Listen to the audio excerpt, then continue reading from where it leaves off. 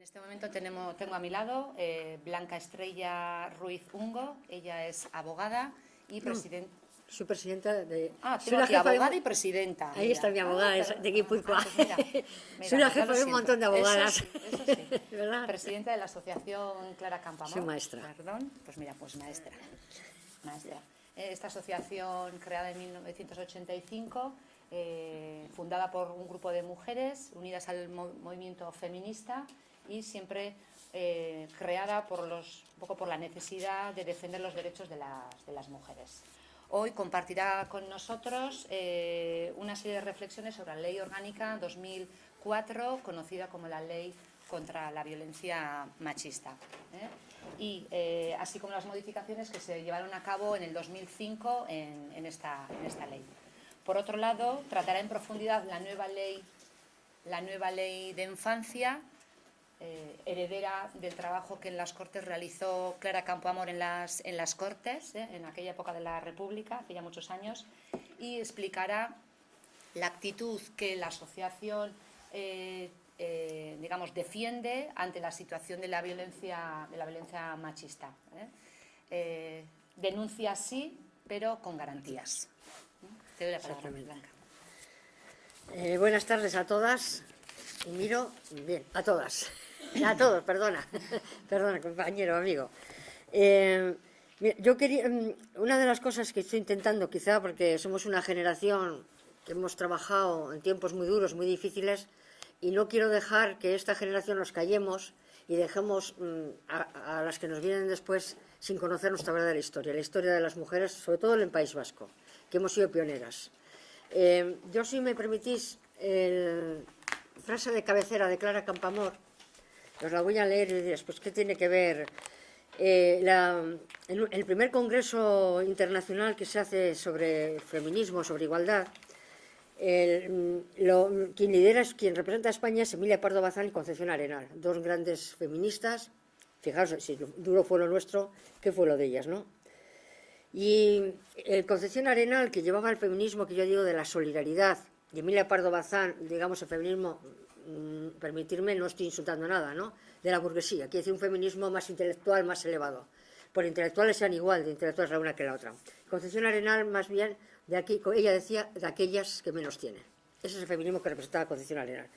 Y en ese congreso, empieza ya el congreso diciendo, y os lo quiero decir porque como mujeres no lo podemos perder, lo primero que necesita la mujer es afirmar su personalidad, independientemente de su estado, y persuadirse que soltera, casada o viuda, tiene deberes que cumplir, derechos que reclamar, dignidad que no dependa de nadie, un trabajo que realizar, idea de que la vida es una cosa seria, grave, y que se la toma como un juego, ella será indefectiblemente el juguete. Y esta es la frase de cabecera de Clara Campoamor. El padre de Clara Campoamor...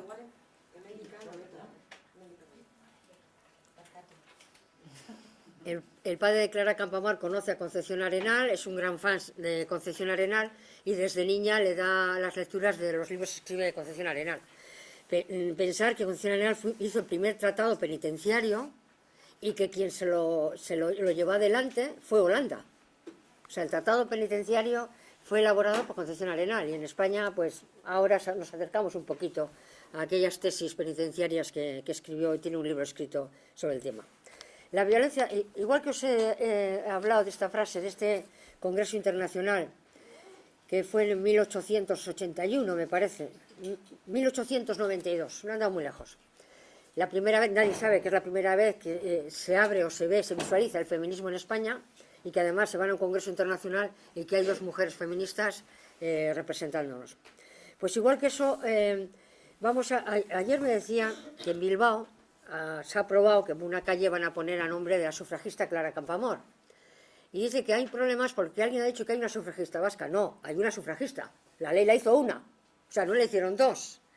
Entonces, y además, como vasco, quien estaba es Leizaola, que apoyó contundentemente a Clara Campoamor.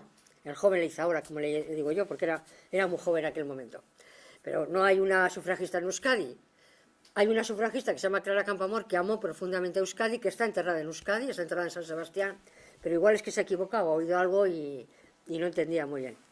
Pero por eso contar lo primero, cuando la ahijada de Clara Campoamor aquí en San Sebastián, vinimos a verla acá a San Sebastián y pedirle permiso para poner el nombre de Clara Campoamor a la asociación, nos dio un tiempo prudente que quería observarnos, ver por dónde íbamos, y me dijo, mira, yo sí que os pido que esta asociación solo y exclusivamente lleve aquellas cosas políticas o humanas que Clara Campoamor hizo y aquellas que no pudo hacer.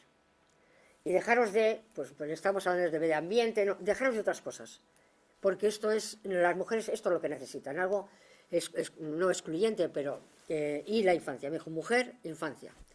La no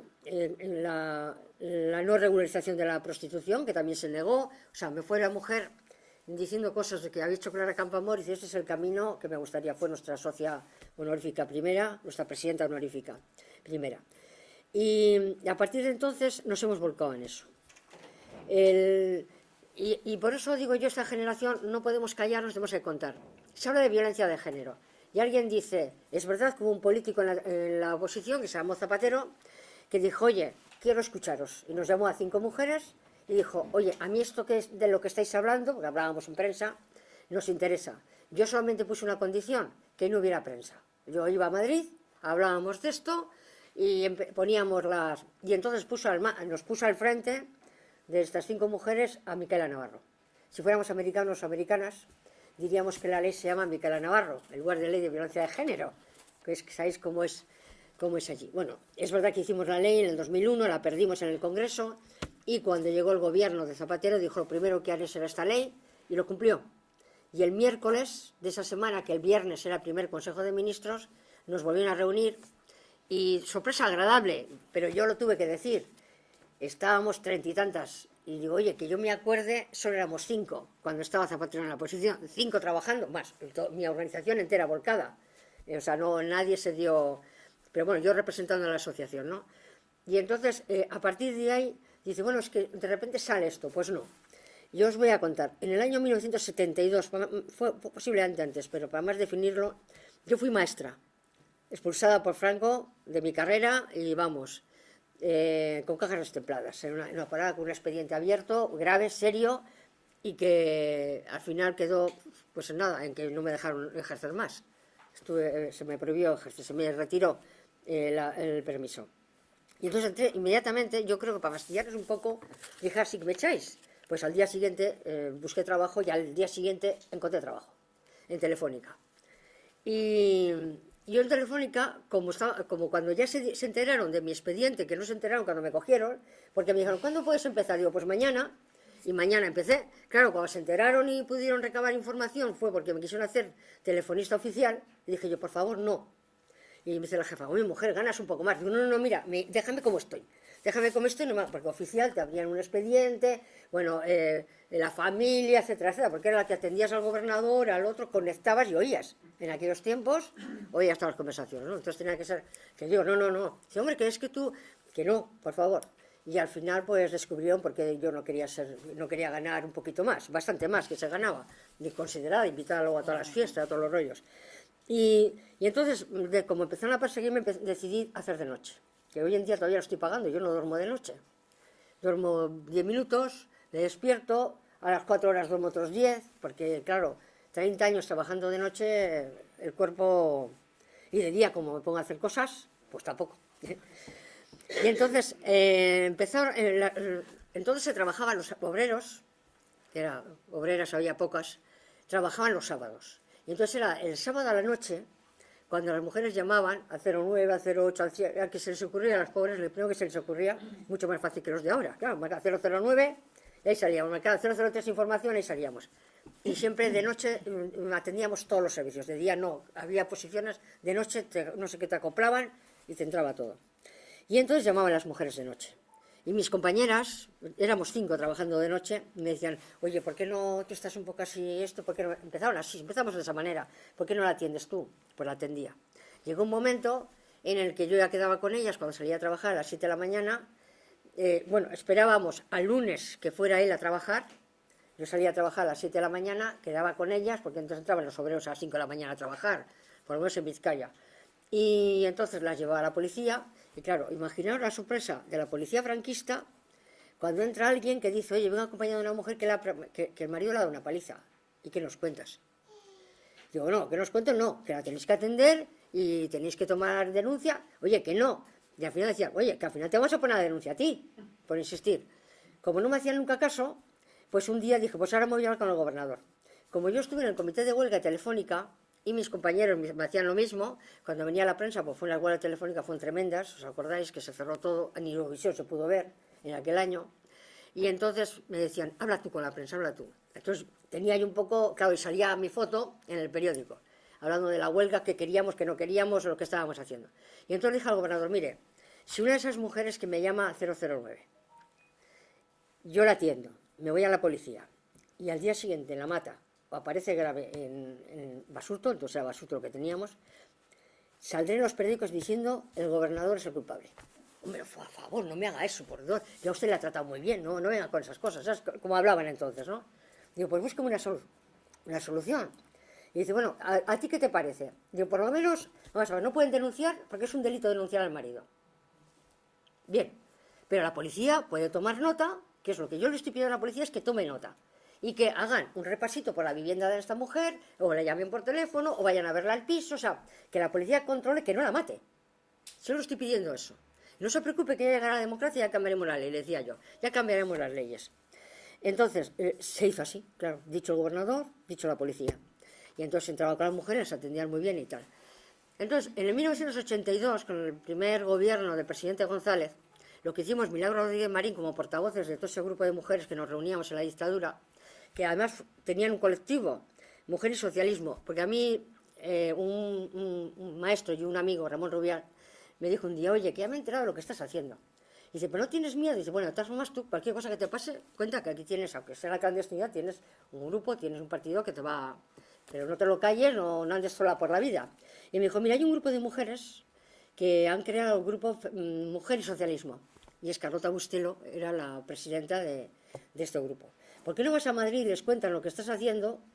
Y entre todas os ponéis un poquito de acuerdo, además las enseñas cómo lo estás haciendo, igual que aquí has conseguido esto, a ver si lo consiguen las compañeras. Después de eso hubo una asociación alemana que subvencionó a una asociación española que era Solidaridad Democrática para que abriéramos pisos de acogida, y estoy diciendo viviendo franco, pisos de acogida en Madrid. Y entonces las compañeras de Madrid, voluntarias, vivían en esos pisos de acogida. Hicieron un buen grupo con un grupo de policías, que eran los que se enteraban, o porque los vecinos llamaban, ¿no? Que hay gritos aquí arriba, qué tal, y qué cual. Y entonces la policía directamente las llevaba al piso, con el cura, con algunos párrocos de Madrid, que había algunos que eran muy majos. Yo soy atea, pero desde luego, en el tiempo de la dictadura, la Iglesia tuvo en Euskadi una postura chapó. En el sentido de que yo por lo menos estuve en las asambleas, a las iglesias, y todas estas cosas, ¿no? Y entonces, en aquel piso, yo lo que hacía era, trabajaba todo el mes entero y conseguía 3 o 4 días libres que me debían, y me iba a Madrid, porque claro, las compañeras de Madrid, las pobres, les tocaba aquellos pisos, y todo eso se hacía sin cobrar, o sea, entonces pues me estaba 3 días allí en la casa, fueron 2 pisos, y en cada mano había 4 puertas. Y esto era en el año 74, y esto era con dinero de las feministas alemanas. Y yo lo que quiero un poco de contaros es que esto no viene de golpe, viene así. En el año 82, con el gobierno del señor González, lo que hacemos es, Milagro Rodríguez Marín y yo, en nombre de todas, que nos hacen portavoces, vamos al gobierno, al ministro de Justicia, y le decimos que hay que cambiar el Código Penal ya, para que el delito no sea privado, que ese era el problema, era un delito privado y por eso no podían denunciar, y lo convirtiera en delito público. Y vamos, en 8 días se llevó al Congreso de los Diputados y se aprobó. Primer paso, para que las mujeres víctimas de violencia de género pudieran denunciar, por lo menos ya denunciar. El siguiente paso, años después, para que no fuera delito el abandono del hogar cuando hubiera violencia, entonces decían violencia doméstica, cuando hubiera violencia doméstica. Otro paso que dio el Código Penal. Y para llegar, yo quiero un poco deciros un poco llegar a la ley de violencia de género.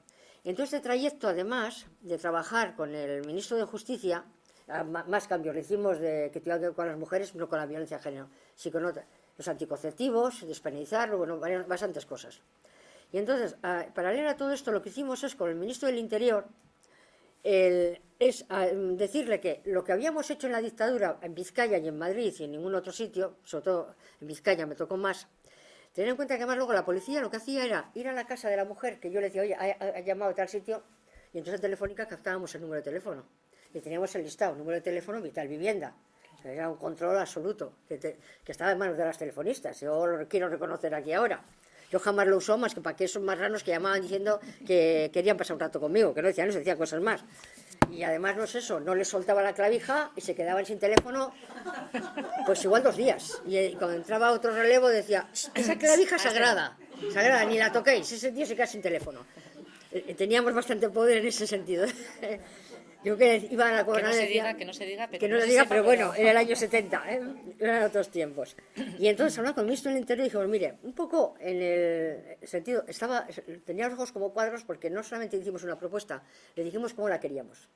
Y eso es una de las cosas que chocan mucho, ¿verdad? Cuando va la asociación a un sitio, a cualquier cargo público, a pedirle un cambio de ley o lo que sea, no le decimos que cambie la ley, decimos, mire, hay que cambiar la ley porque, por esta razón y por esto y por esta, pero además hay que cambiarla así, así, así. Te miran como diciendo, bueno, pues, o lo hago o qué. Y en este momento dijimos, mire, pues mejorando eso que hemos hecho, porque lo hemos hecho ya, porque en Vizcaya el gobernador, pues al final lo apoyó y dio orden a la policía de que si yo entraba por esa puerta no se me hacía esperar, se me atendía la mujer, se hacía el parte, que se llamaba entonces, pero ya con ese parte ellos tenían nota donde vivía y es verdad que la protegían bastante. Y entonces vamos a crear las oficinas de la mujer. Primer paso que dice el ministro, no tengo mujeres policías. Va a cubrir toda España menos. Se hace una convocatoria de mujeres policías y digo, pero primero, la oficina no tiene que llamarse como se llamaba, malos tratos, maltratadas, todo esto que es desagradable. Oficina de la mujer, le dimos otro nombre. Oficina de la mujer, dirigida por mujeres policías, sin uniforme, sin pistolas y sin símbolos. O sea, ni rey, ni Cristo en el buen sentido de la palabra, vamos, el Cristo que había, nada. Una salita con una cafetera, una nevera con unas Coca-Colas, bueno, con lo que sea. Un despacho, una sala de estar. Y se crea. Y entonces me dice él que en Euskadi lo ve complicado, porque es verdad, yo era la primera, yo iba allí por las mujeres, pero a mí me temblaban las patas. Me enfrentaba a ellos, pero yo decía, bueno, si se dieran cuenta cómo me tiemblan las piernas, y me dice, en Euskadi no va a ser posible porque la gente, sabes que no va a denunciar a la policía, aunque le roben, aunque le peguen en la calle, no va a la Policía Nacional. Recordar que estamos hablando del año 82 todavía. Y que van a la policía local o van directamente al juzgado de guardia. Se usaba mucho entonces el juzgado de guardia. Y entonces digo, no, pues oiga, si soy yo la que estoy haciendo la propuesta, se la he hecho a todas ellas vienen conmigo y todas estamos de acuerdo con esto, me va a decir usted que en Euskadi no lo hacen, que es donde yo estoy. Y entonces dijo, bueno, vamos a hacer uno piloto en Bilbao, pero me tienes que garantizar que funcione, porque ten en cuenta que tengo que poner 5 mujeres policías, 2 coches camuflados y luego las dietas, porque si van a Guernica o van a Bermeo, o sea, porque era la oficina en la jefatura superior de donde se desplazaba a todo. Esto, yo me comprometo que funcione. Yo pensaba, para mí solamente las que me llaman los sábados, sabiendo que hay una oficina ya de la mujer que las atiende directamente, y de la siguiente manera, pues te digo que abría los ojos como diciendo, esta solamente viene a que yo me pone delante el decreto ley y yo voy y lo firmo, porque eso fue un decreto ley, no fue una ley. Y ya solo me queda que me entregue el papel y lo firme. Y decía, bueno, y primero, ¿cómo tienen que trabajar? Que luego Milagro Díez Marín y yo le dimos los cursos a estas mujeres policías. Yo a las de Euskadi y Milagro dio a las demás, porque luego solamente se hizo como piloto Euskadi, bueno, Bilbao, Valencia, Madrid y Sevilla, y Barcelona. Pues después se abrió en todos los sitios, posteriormente. Ya en Euskadi, a los 3 o 4 meses, se abrió en Álava y en Guipúzcoa, porque dijo, oiga, esto funciona bien en Bilbao, y por aquello que había mucho interés en apoyar en Euskadi las cosas, abrieron las 2 oficinas. Digo, primero, una conversación con la mujer. Nada de máquinas de momento, de la máquina de escribir, ni nada. Primero una conversación con la mujer. La mujer hable, bueno, cómo te llamas, de dónde vives, qué es lo que te pasa, quién es tu familia, o sea, una conversación. Hasta que ella se abra y empieza a contar todo lo que quiera contar, sin pararla. Por ejemplo, y cuando la mujer termina de hablar y de contar su historia, aquella que te quiere contar, que ante mujeres, ante una salita, ante una situación totalmente diferente a lo que es una comisaría de policía, entonces es cuando ya la mujer policía, le digo, tiene que empezar a decir, bueno, ahora vamos a empezar por el principio. yo te voy a hacer unas preguntas, si me quieres contestar, me contestas, si no, ¿no? En plan también de esto. ¿Cuándo fue la primera vez que te dio una bofetada? El 90% en el embarazo. Bueno, en aquel tiempo el 95% en el embarazo. Ahora estamos en el 90%. Si la mujer le preguntas, que no se lo pregunta a nadie, ¿cuándo fue la primera bofetada? Te va a decir, espera que me acuerde, y dice, sí, pues cuando estaba embarazada de mi niño de 2 meses, de 3 meses, se hace un poco de memoria. Igual te dice, pues hace 10 años, digo, haz buena memoria, ¿eh? ¿Cuándo fue la primera vez? O que te pegó un empujón y te tiró contra la pared. El 95% en el embarazo, ahora el 90%. Que esto tiene un doble delito, que está ahora considerado en la nueva ley de violencia de género, es la vulnerabilidad o la indefensión, no sé cómo es, lo grava más todavía, la violencia de género. Y después, ya después de todo esto, dice, bueno, ahora, si quieres, si te parece bien, vamos a presentar una denuncia. Porque ya era delito público, ya no era delito privado. Se presenta la denuncia en base a todo lo que el conocimiento que esa mujer policía tiene sobre esa mujer, con lo cual presenta una denuncia como Dios manda. Y lo que no presenta son unas preguntitas a un ordenador, que la mujer se le hace la pregunta en seco, la responde, y el ordenador dice lo que le da la gana.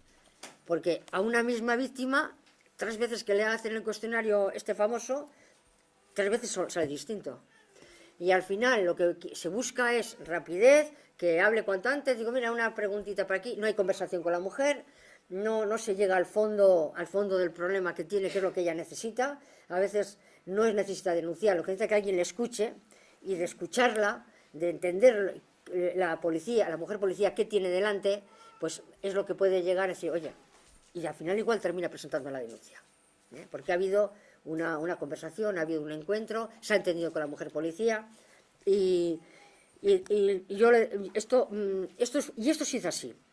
Es más, cuando al año o 2 años, no recuerdo, el susodicho ministro vino a Bilbao a un acto oficial, pues me invitaron al acto, porque dice que quería el ministro que yo estuviera en ese acto. Y digo, ¿yo por qué voy a ir? Pues es que está empeñado en que vayas. Bueno, pues fui. Y que era para decir y felicitar a la policía de Bilbao, o de Vizcaya, pero bueno, eran las mujeres de la jefatura de policía de Bilbao y a mí, por el trabajo que habíamos hecho, que era la mejor oficina de la mujer de toda España. La que, en proporción a los habitantes, más denuncias había tenido, y en proporción también a las denuncias, las que menos volvían con el marido, que al final es lo que buscábamos. Paralelamente a esto, hablando en los periódicos o en alguna entrevista que me hizo alguien, un médico que tuvimos en Euskadi, de los solidarios, de los grandes que se tienen, que a la vez que estaba yo con todo esto, creó la asociación Cruz Verde, que era una asociación de alcohólicos anónimos, que se llamaba Cruz Verde. Y un día me llamó a Telefónica, claro, como ahí estaba, y me dijo, oye, te he oído hablar de este tema y sé que el problema que tenéis es que, claro, no tienes dónde llevarlas. En Madrid ya teníamos pisos de acogida, alguna la íbamos a llevar para Madrid, pero claro, no todas se quieren marchar de Euskadi. Dice, yo tengo unos pisos para recuperación de alcohólicos anónimos que no los lleno. En la parte en Bilbao, cerca de la Plaza de Toros de Bilbao, en esa zona tenía. Y me dice, yo lo pongo a tu disposición, como tú quieras, o las llevas tú o las lleva la policía, pero siempre y cuando tú lo sepas. O sea, él decía, y entonces, pues nada, quedamos con él, habló él con la comisaria jefe de esa oficina, conmigo, y solidariamente tuvimos durante años esos pisos de acogida, por una organización que son Alcohólicos Anónimos, que también lo quiero recordar. Y veis cómo del pequeño esfuerzo que hacen, pues a mí, porque fueron mis compañeras las culpables que me dieron en esta embolada. Siempre les digo, ustedes son los responsables de todo. Y yo, un médico solidario que se da cuenta, cuando estoy hablando yo yo esto digo, también fue en los años de la dictadura, lo de los pisos de acogida, también. Después de los de Madrid, pero se acerca y dice, oye, tengo pisos para los alcohólicos anónimos, pero no los lleno, tengo vacíos en unos cuantos cerca de la Plaza de Toros, y ahí estuvieron. Y fijaros, las mujeres policías, y vuelvo a decir, ¿cómo se hizo entonces? Ya en la democracia, con ya las oficinas de la mujer, las mujeres iban, o ya las llamaba, digo, oye, esta noche ha llamado una mujer que vive en tal sitio, se llama así, y para que vayáis a atenderla. Esperar a que no esté el marido, iban a su casa. o iba yo a buscarla y la llevaba a la comisaría, dependiendo. O me venía a buscar la policía a las 8 de la mañana, que salía a trabajar, y me llevaban a la casa de la mujer para que tuviera más confianza, como había hablado conmigo. Así trabajábamos. Pero el seguimiento que hacían las mujeres policías era ir a buscarla, llevarla o traerla. O sea, quiere decir que en ningún momento la víctima se la dejaba, y de ahí iba a la casa de acogida de Cruz Verde, de la Asociación de Alcohólicos Anónimos. Quiere decir que era un recorrido en el año 82, 83, bueno, hasta el 90 y tantos, me parece que ha sido. Un trabajo hecho minuciosamente y además con profesionales, seleccionadas. Primero, que voluntariamente quisieran ser policías de la oficina de la mujer, querían hacer ese trabajo, y segundo, de entre todas las que querían, tenían que ser seleccionadas. Y esto es como, digamos, un poco la base de aquellas 5 mujeres que fuimos a hablar con el entonces líder de la oposición, después presidente de gobierno. Fuimos las 5 mujeres que fuimos, o que él nos llamó, porque se conocía, porque Carlota Bustelo más que nada es la que le había contado, y Micaela Navarro, que sabía quiénes éramos, y nos sentamos a hablar de la ley de violencia de género. Además, la terminología de violencia de género. ¿Por qué? Porque el año 91, 190 organizaciones de toda España, de Euskadi, no sé si éramos 3 o 4, entre ellas ya la Asociación Clara Campoamor, el gobierno nos propuso que la propia... se llamaba el PION, Plan de Igualdad de Oportunidades de Mujeres. Ahí nos adherimos, era un organismo del gobierno en el que nos adherimos varias asociaciones. Pues yo aquel día eran 195 asociaciones, estuvimos en aquella reunión. Y nos dijeron que la representante española en la ONU la íbamos a decidir nosotras, las del PION. Para sorpresa mía, no sé si fue la Asociación de Mujeres Rurales y una asociación de Asturias, me propusieron a mí, que yo no tenía nada que ver, o sea, vamos, yo fui allí como una más. Y me propusieron a mí, y otra puso una otra, no la voy a nombrar, porque es una mujer muy famosa en política y no la quiero dejar en mal lugar. Y yo tuve 190 votos y ella tuvo 5. O sea, queréis. Y fui a las Naciones Unidas. Y fui a las Naciones Unidas estando en la misma línea que os digo. Y lo primero que planto el primer día, yo tenía los auriculares, pero sabes que se pierde uno mucho. Yo decía a la mexicana que tenía a mi lado, que hice muy buenas amigas con las mexicanas, por cierto, eran todas hijas o nietas de exiliados vascos. Y entonces, claro, va la representante española y es de Euskadi. Y dicen ellas, esto no puede ser, no me lo puedo creer. No es madrileña. Digo, no señora, es de Euskadi la representante. Y entonces decía, ¿qué está diciendo? Yo quiero presentar una propuesta y no sé yo no sabía cómo funcionaba aquello. Quiero presentar una propuesta y ¿cómo lo hago? ¿Tengo que mandar un escrito a la mesa? Digo, tú levanta la mano. Levanté la mano y dije, yo que quiero presentar una propuesta a todas las organizaciones. Y bueno, pues subí y hablé de la violencia de género y de la terminología de violencia de género. Hablé del lazo blanco, o sea, símbolos y lenguaje que nos unieran a todos los hombres y mujeres del mundo. Que no, aquí se dice género, aquí doméstico, y allí machismo, y allí no sé qué, ¿no? Oye, y para sorpresa mía, se aprobó el término de violencia de género. El lazo blanco lo propuso más brevemente la norteamericana, y se aprobó que el lazo blanco iba a ser el símbolo internacional de lucha contra la violencia hacia las mujeres, todo tipo de violencia. Y en la ONU, que venía un poco lo que hablábamos en la comida, cuando decidimos lo de violencia de género, no decidimos de violencia de género por la violencia de hombre contra mujer que haya tenido relación sentimental. Hablábamos de violencia de hombre contra mujer. Solamente esa era la definición. Que luego en la ley de violencia de género no han querido algunas asociaciones cuando se ha hecho, y yo he perdido la batalla ahí. Y se ha quedado en hombre contra mujer que tenga o haya tenido relación sentimental. Y lo de aún sin convivencia, ya al final, visto yo que perdíamos, que era solamente violencia que ejerce hombre contra mujer. Y luego se pedía, ¿qué violencia? Física, psicológica, trata de blancas, violación, etcétera, todo. Y eso es el término en el que emplea la ONU. Por eso el lazo blanco no es un lazo lila, es un lazo blanco, porque es el lazo que une a hombres y mujeres, porque no es un símbolo de las mujeres, sino de la humanidad. Y eso quedó claro allí, la Nación lo defendió, la norteamericana divinamente lo defendió. Y entonces, desde el año 91, es el lazo blanco el símbolo, no ese circulito morado que nos dan aquí en Euskadi hace 4 años, que vamos, se han empeñado y no hay manera de quitarles eso de la cabeza. El símbolo es el lazo blanco, como las americanas y como las murcianas o las madrileñas, y el símbolo es violencia de género. Y ahora estábamos hablando que en el Congreso de los Diputados están hablando, yo luego voy a ir al Congreso, y me van a escuchar los dos grupos mayoritarios, por lo menos. Si me quieren escuchar todos, mejor todos. Están hablando de un pacto de Estado por violencia de género. Y el otro día, con preocupación, yo vi que decían que se va a llamar violencia de género a todo. Claro, tengo un poco miedo porque hay un partido, no, yo como no hago política aquí, no lo voy a decir. Tengo miedo que hay un partido que está todo el día dando la tabarra, lo quiso hacer en la campaña electoral, en su programa electoral creo que lo llevaba, que había que incluir a los hombres, que también los hay. A ver los haylo, sí, hombre, claro que a ver los haylo. La asociación alguno hemos defendido también. Me dice la abogada que sí le ha tocado a ella alguno, pero claro, entonces ya es desvirtuar, porque es agresión de hombre contra mujer, y punto.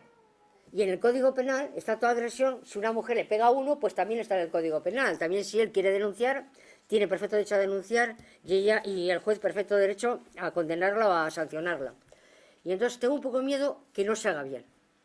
Sin embargo, si la terminología violencia de género es agresión de hombre contra mujer, y las agresiones se definen como se van relacionando todas, de acuerdo. Si no, no voy a dejar que se cambie el término. Vamos, yo quiero decir que haré lo que pueda. A veces me salen las cosas un poco bien.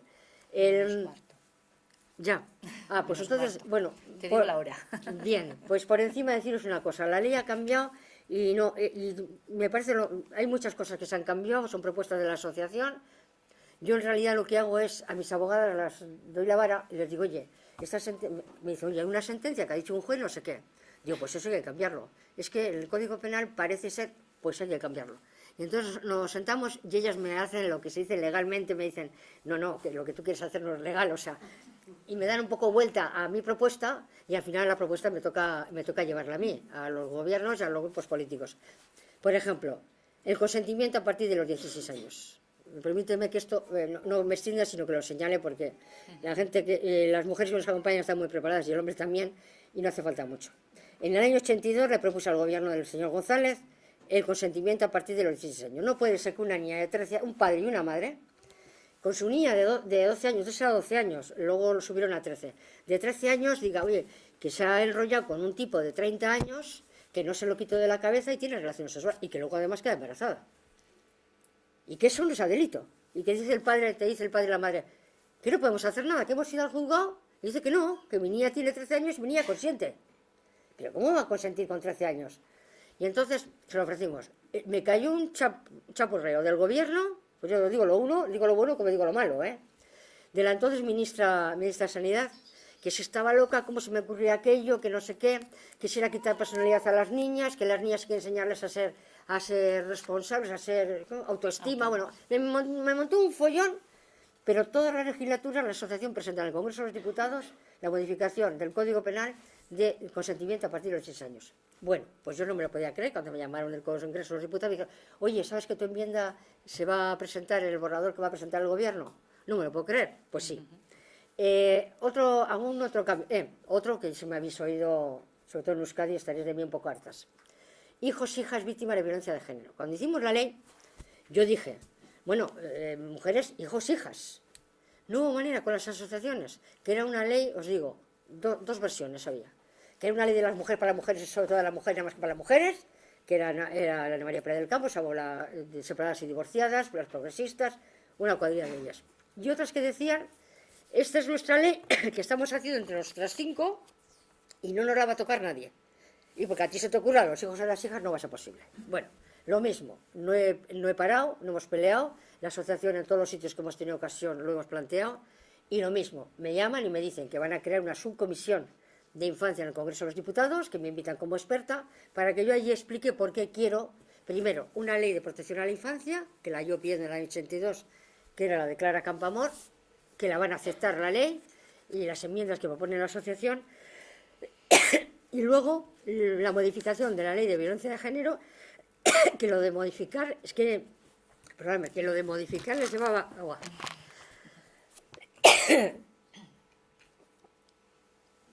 Las asociaciones decían, en el Consejo Nacional de Participación de la Mujer, decía, es que como metas tú, no me dejaron en un principio, luego en todos los consejos lo meto, para introducir la modificación de la ley. Como por culpa tuya modifiquen la ley, van a venir aquí, no sé si los bárbaros, los turcos o no sé quién iba a venir, a destrozarnos la ley. Digo, perdona, que es una modificación de adición, no es cambiar nada. Es decir, donde dice, ¿quién es objeto de la ley? La mujer que sufre la violencia, su hijo y su hija. Fíjate qué cosa más fácil. Bueno, pues esto ya está. Hay una ley de infancia que lo dice, hay un código penal que lo dice. Por ejemplo, lo del consentimiento a 16 es el artículo 183 y viceversa, del Código Penal. Y además de la ley de infancia que también lo dice.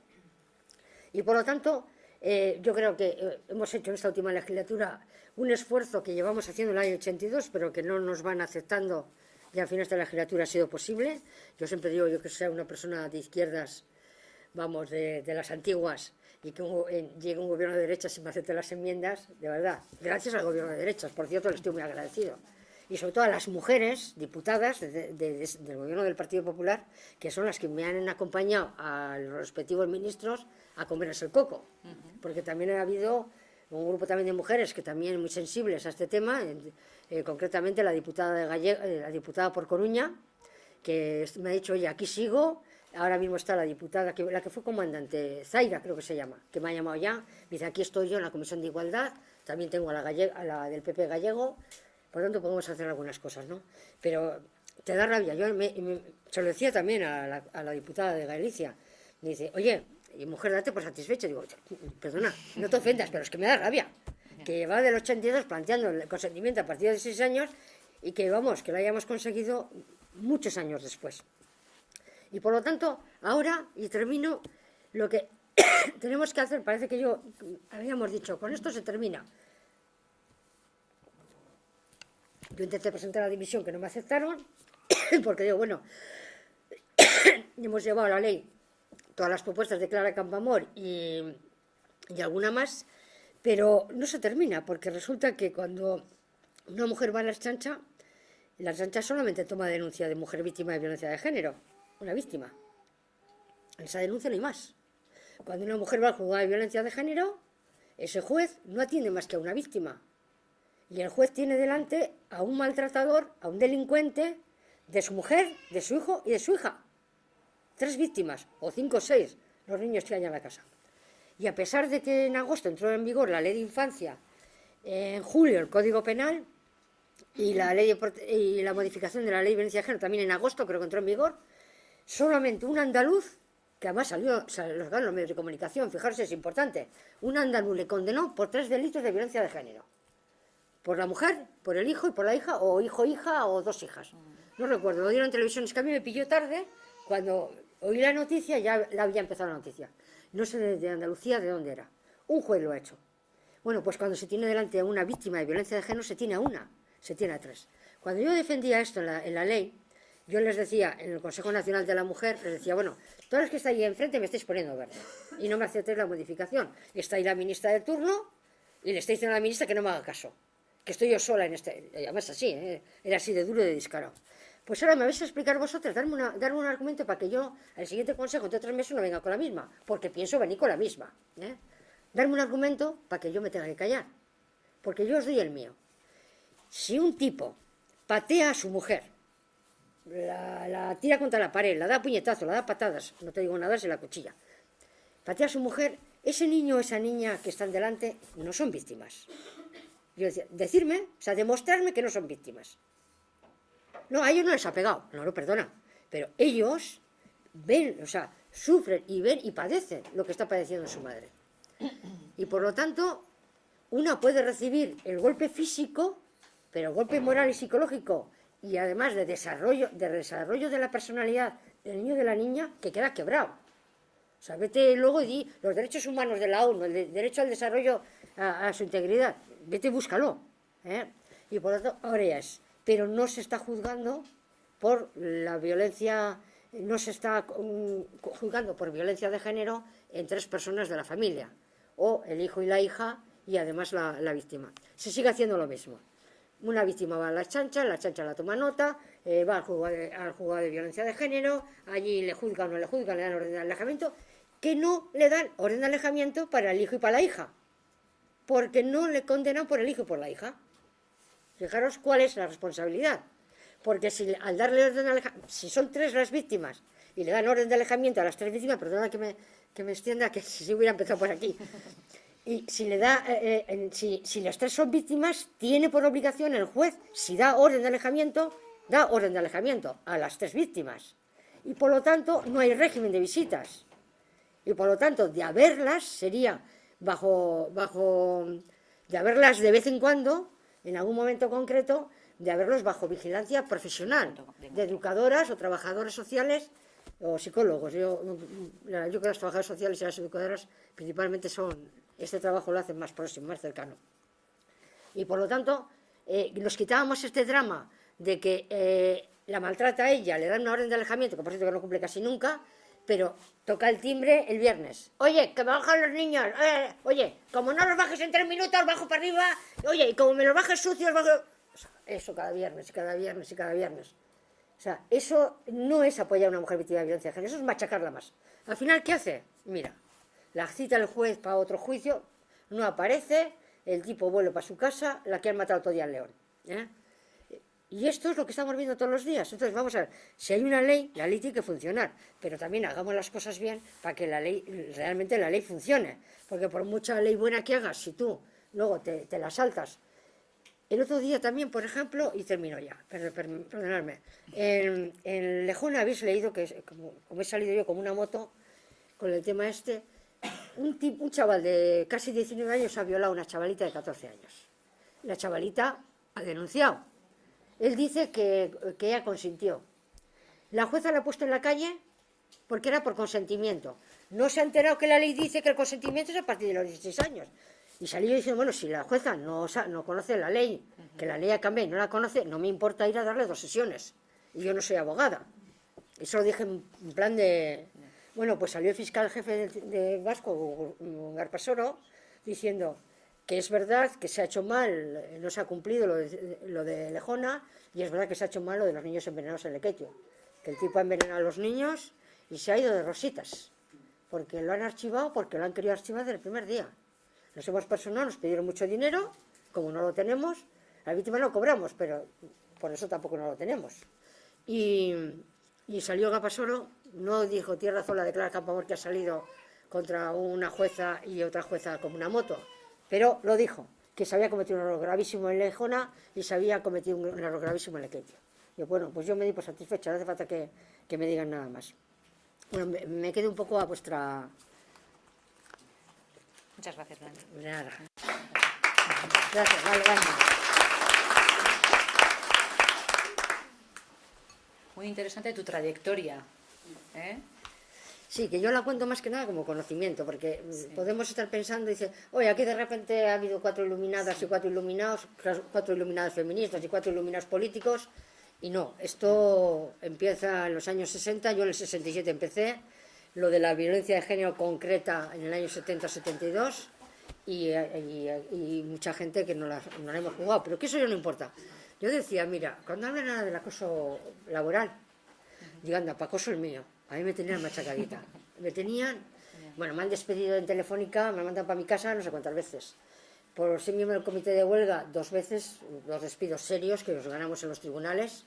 Y luego por cositas mías, de que una trabajadora tenía un problema, y digo, pues hace favor, salí del salón de descanso y siéntate y descansa. Es que no puede salir. Digo, ¿cómo que no puede salir? Si no se encuentra bien, sale, y si no, salgo yo con ella. Levántate, a casa. ¿Cuántos días? Pues ya te avisaremos en casa. Yo iba a trabajar.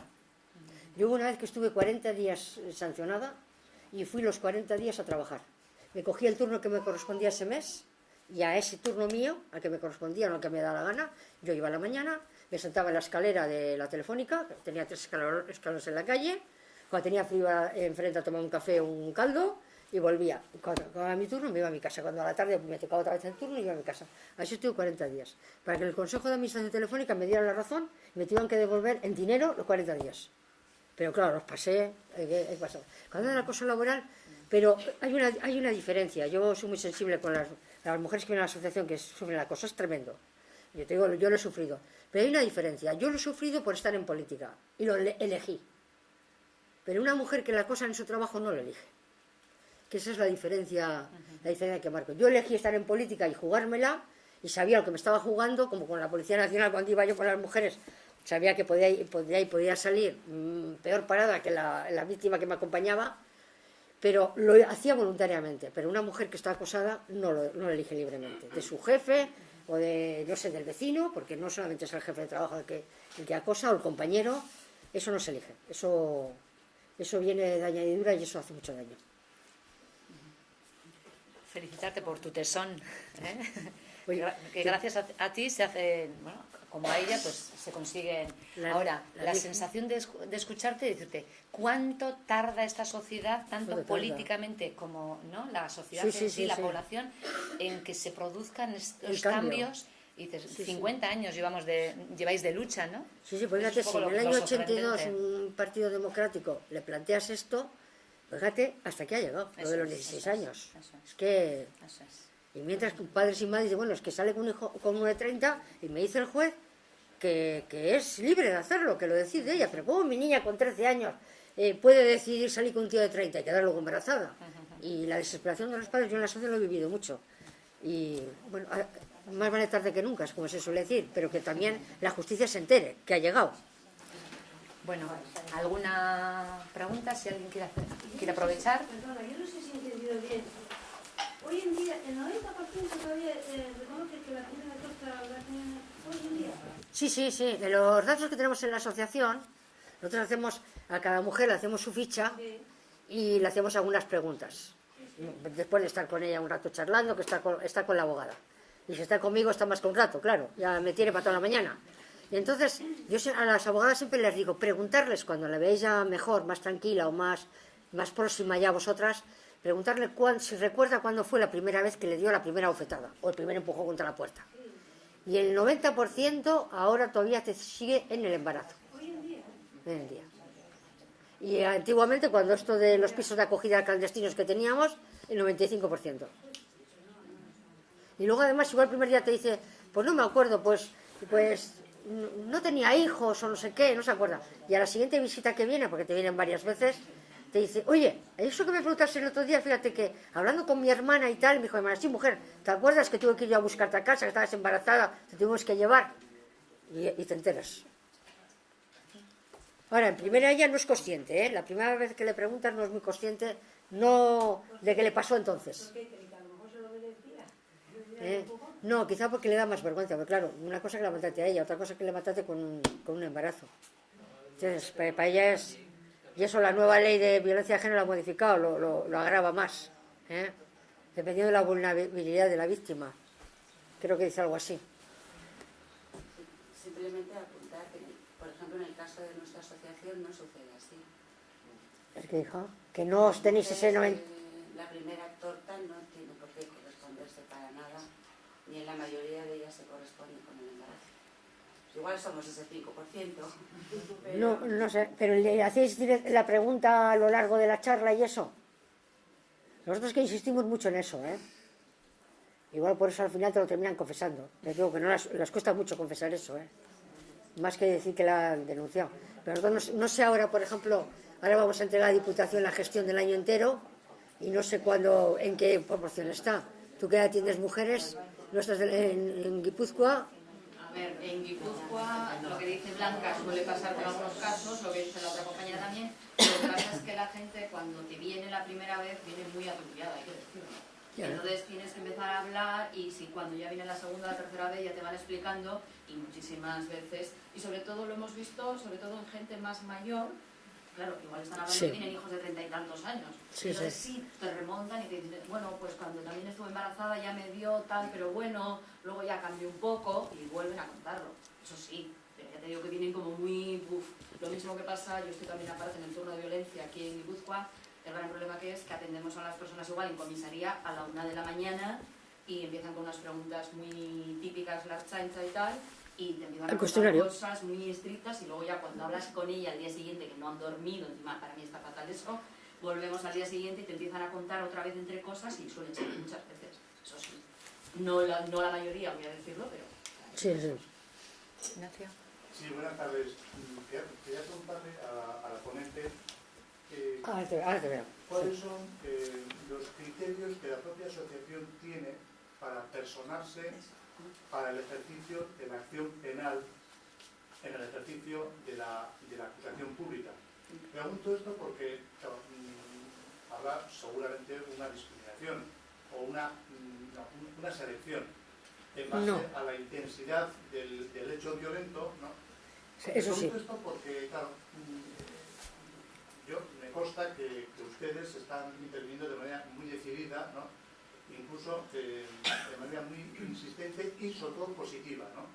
Porque a la hora de aconsejar a una víctima que sufre el acoso o la violencia por parte de su acompañante, ¿no?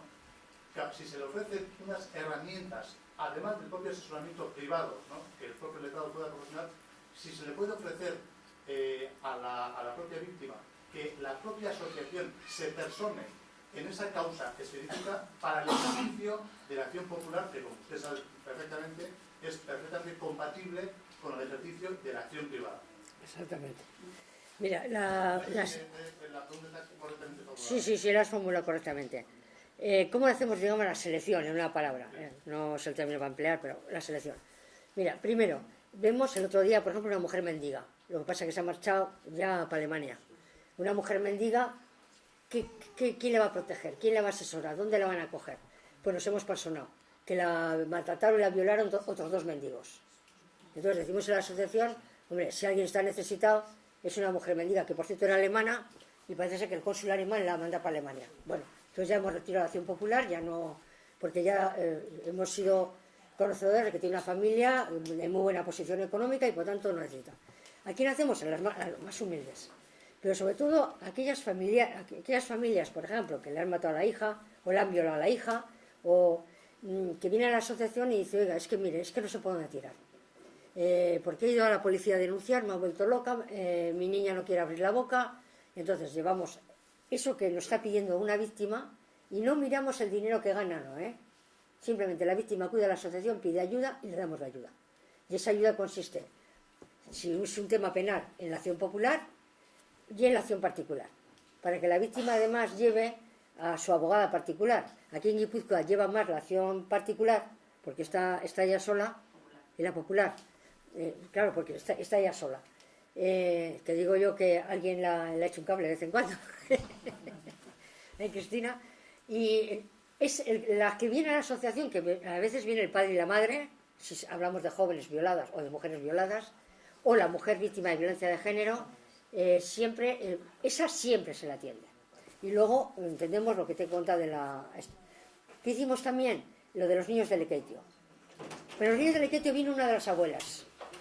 Los niños de Lequeitio que han sido envenenados presuntamente, ya por nadie, porque lo han archivado, parece ser que salen envenenados solitos los niños, los gemelitos, vino la abuela de uno de los niños, diciendo que no lo veían bien, que esto lo querían tapar, que si podíamos entrar.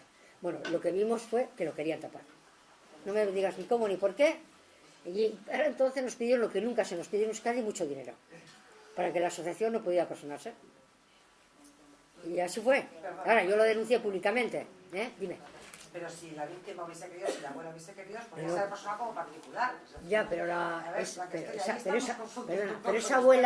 esa abuela era la no abuela por parte del padre. Y la mujer estaba... ¿La abuela que era la madre de la madre? No, claro, un problema familiar que no se ha querido meter. Ya. Si estoy contigo. Pero al final, porque la propia mujer estaba con su marido. Es que el caso de la clínica lo conozco. Yo no te digo, yo estoy aquí en Guipúzcoa y soy la que me persono como acusación popular. Por ejemplo, nos personamos como acusación popular en la niña que apareció muerta en la playa. Fue la única acusación que hubo, la popular. Nosotros nos ejercimos como tal. Yo me estoy personando yo llevo 11 años en los casos más graves, por decirlo de alguna manera, en todo lo que ha sido asesinatos, y en el caso de la niña me llamo Blanca, tal, y que había que personarse. En esos casos. En algunos de violencia, concretamente de violencia un poco compleja, también nos hemos personado, pero daros cuenta que no se puede personar en todos, porque a la asociación viene mucha gente. Entonces yo estoy ahí controlándoles, les asesoro, les digo para lo que quieran, pero solamente como popular, en Guipúzcoa al menos estamos haciendo así. Y en el resto del estado también parecido. Otra cosa es que te puede venir una familia, le han violado a mi hija, tal, y quiero, vale, nos personamos. Y otros en los que no, por ejemplo, yo estaba en San Sebastián en temas de violación y tal, que es una chica pues de Donosti y tal, y ha habido acusación particular que tiene, y nosotros vamos como popular. En esos casos estamos haciendo. Y en ese caso yo, vamos a reflexionar, en ese caso en el que estamos popular y particular, la víctima está representada por el particular, ¿no? Claro. A ver, ¿Qué sentido? Yo os pregunto porque me parece que es una reflexión que la Audiencia de Vizcaya ha llevado a cabo, es decir, a veces tanta personación, tanta acusación, no complica un procedimiento si hay defensa de la víctima. Normalmente suelen tener, yo he estado en casos, en el caso de la niña de Zarauz, fue un caso muy curioso, solo De estaba la el playa, Ministerio de la Fiscal. Sí, niña de perdonad, Íbaro. no te quiero cortar, pero quizás sintetizar un poquito por respeto a los que no quiero cortar, pero Solo para ti. eso. La niña de Zarauz solamente estaba el fiscal y nosotras, no había nadie más. En otros casos, yo te voy a decir que se han personado un montón, porque aparecen los ayuntamientos, nunca se sabe por qué. O la Diputación. Sí, en esos casos, ya hemos hablado del criterio ese y yo ya me digo que no. Porque además a los jueces no les gusta ya nada. Por ejemplo, aquí en Guipúzcoa tengo que reconocer que la Asociación Clara Campoamor, en la audiencia provincial, no tenemos problema de personaciones. Tenemos más problemas como acusación popular ahora en los juzgados de instrucción. En violencia tampoco hay problemas, pero lo más tienen en el Estado que piden muchísimas fianzas. Y lo que van a hacer, como quieren quitar, parece ser un poco lo de la acusación popular, andan ahí, pues están poniendo las fianzas muy altas. ¿Para qué? Para que no se pueda hacer. De momento aquí no tenemos ningún problema porque tampoco estamos agobiando todo el tiempo personándonos. Y si lo hacemos sobre todo son en casos que la víctima es que no tiene nadie. Por ejemplo, esa niña es que no había nadie. Solo está el Ministerio Fiscal y estamos nosotros. Ahí fue muy curioso que ni el Ayuntamiento de Zarauz, nada, con lo mediático que fue. Pero luego en otros casos estaba el Ayuntamiento de Tolosa, estábamos la acusación particular, no sé qué. Y luego, por ejemplo, os lo voy a decir, es muy curioso. Los ayuntamientos igual pagan a un abogado X para que defienda a esa víctima como acusación particular. Y tú vas como acusación popular defendiendo los mismos derechos y a nosotros pues nos dicen que bueno, que lo hagamos como queramos. Es muy curioso. Pero claro, pero el Ayuntamiento. Perdona, no voy a entrar en Sí, ya lo siento. Igual, si no Bueno, se muchas puede, gracias, vamos a Blanca. Sí, pasar a- nosotros una duda que tenía. Nosotros lo que no hacemos es, en la asociación Eso Sagrado, desgraciadamente tuve que mandar a su casa a 2 abogadas por esto, no desviamos a ningún despacho particular y menos ellas mismas. Ellas son de la asociación, el servicio es gratuito y ellas no se desvían a sí mismas.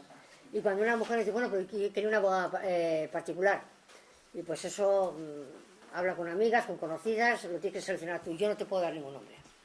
Eso también para que quede